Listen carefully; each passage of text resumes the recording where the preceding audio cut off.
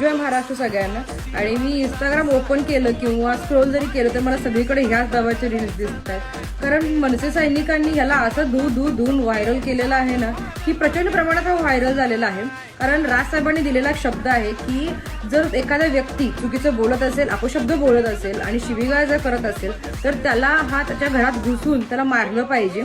आणि ते मनसे सैनिक अगदी व्यवस्थितरित्या त्यांचे साहेबांचे रूल्स आणि रेग्युलेशन्स फॉलो करतायत आणि त्यामुळे तो प्रचंड प्रमाणात व्हायरल पण झालेला आहे. त्यानं एक मराठी असून एका मराठी माणसाबद्दल तुम्ही असं बोलतात आणि स्पेशली राजसाहेबांना. कारण राजसाहेब हे मराठी माणसाचे दैवत आहेत. मी मराठी भैयांचं म्हणत नाही आहे, जो खरा मराठी आहे त्याच्याबद्दल म्हणते आहे. आमच्यासारख्या खऱ्या मराठी माणसाला राजसाहेब दैवत आहेत आणि तुम्ही राजसाहेबांच्या बद्दल असं बोलता हे कितपत योग्य आहे?